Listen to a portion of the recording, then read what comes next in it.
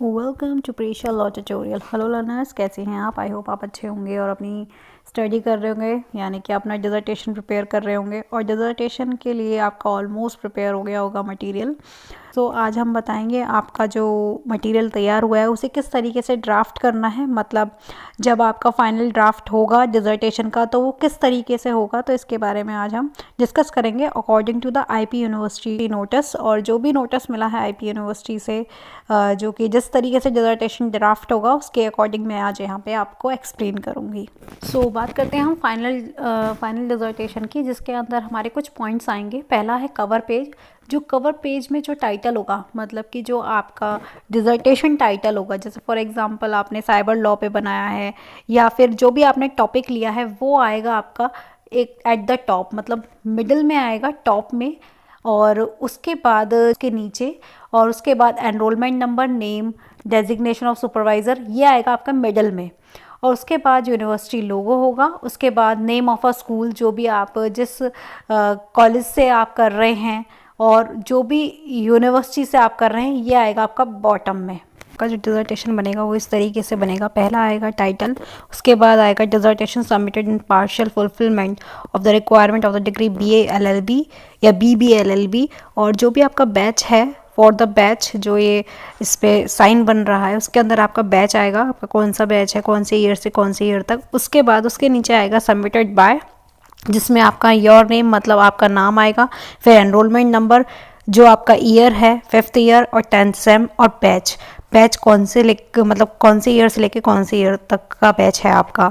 उसके नीचे फिर आएगा अंडर द सुपरविजन ऑफ, पहला आएगा सुपरवाइज़र जो भी जिसके अंडर आप अपना डिज़र्टेशन बना रहे हैं उसका डेजिग्नेशन, असिस्टेंट प्रोफेसर हैं, डीन हैं, हेड हैं, जो भी सुपरवाइज़र आपके हैं उसका नाम, मतलब उनकी डेजिग्नेशन। और फिर आएगा स्कूल ऑफ लॉ, कौन से यूनिवर्सिटी का लोगो लगेगा।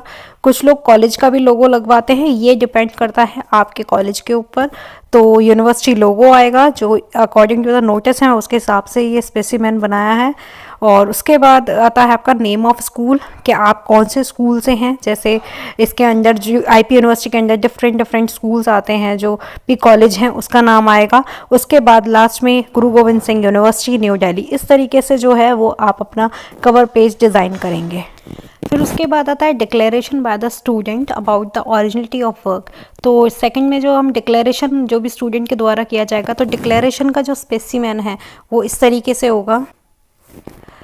स्पेसिमेन या फिर हम कह सकते हैं फॉर्मेट वो इस तरीके से होगा। जैसे अब इसमें क्या है डिक्लेरेशन में, जिसमें आई आपका नाम आएगा, इसके बाद आई कॉमा, उसके बाद आपका नाम, एनरोलमेंट नंबर, ये सर्टिफाइड करते हो जो भी आपका टॉपिक है वो कंप्लीट किया गया आपके द्वारा, और उसका जो ऑथेंटिक जो भी वर्क आपने किया है, इस तरीके से जो भी सैम्पल इसमें दे रखा है इस तरीके से आप इस पर प्रिपेयर करेंगे, ठीक है।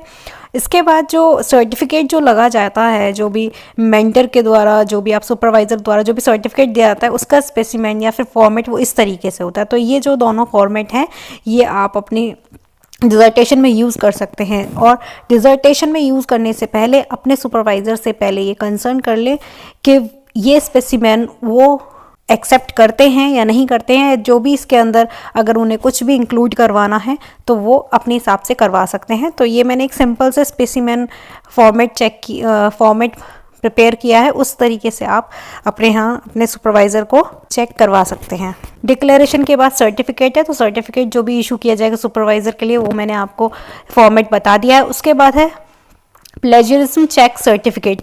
ये सर्टिफिकेट आपका सुपरवाइज़र आपको बताएगा कौन सा एप्लीकेशन यूज़ करेंगे या कौन सा वो ऐसा सॉफ्टवेयर यूज़ करेंगे जिसके अकॉर्डिंग वो जो भी आपका प्लेजरिज्म जो चेक सर्टिफिकेट है वो आपको बताएंगे सुपरवाइज़र ही कि किस तरीके से वो अपना सर्टिफिकेट का आप ये काम कर सकते हैं। बाद एक्नॉलेजमेंट आता है, टेबल ऑफ कंटेंट आता है, जो भी आप कंटेंट बना रहे हैं उसके अकॉर्डिंग आप टेबल ऑफ कंटेंट जिसमें आपके चैप्टराइजेशन आ जाते हैं। उसके बाद लिस्ट ऑफ एब्रीवेशन, जो भी आप एब्रीवेशन यूज़ कर रहे हैं उसके अकॉर्डिंग आपको बताया जाएगा। उसके बाद टेबल ऑफ केसेस आएंगे, और उसके बाद मेन बॉडी ऑफ द डिज़र्टेशन जो भी आपके बनाई जाएगी, जो भी डिज़र्टेशन उसको जो भी चैप्टर्स में डिवाइड किया जाएगा, जिसके अंदर फर्स्ट चैप्टर इंट्रोडक्शन का होगा और लास्ट चैप्टर कंक्लूजन और सजेशन का होगा। उसके बाद आपका जो भी रेफरेंस लिस्ट है या फिर बाइब्लियोग्राफी लिस्ट है उसके अकॉर्डिंग आप उसमें बनाएंगे। और जो मेन टेक्स्ट है डिज़र्टेशन का वो 75 टू 100 पेजेस के लिए बनेगा, जिसके अंदर जो आपका रेफरेंस या बाइब्लियोग्राफी है या फिर हम कह सकते हैं अपेंडिक्स जो है, ये जो एडिशनल पेजेस हैं ये इसके अंदर काउंट नहीं होंगे। तो मतलब जो बॉडी है या मेन बॉडी ऑफ टेक्स्ट है वो आपके 70 टू 100 पेजेस होने चाहिए। बाकी की डिटेल्स के लिए हम मिलते हैं नेक्स्ट वीडियो में। के लिए thank you for watching my videos. For more videos watch, study, like and subscribe my channel.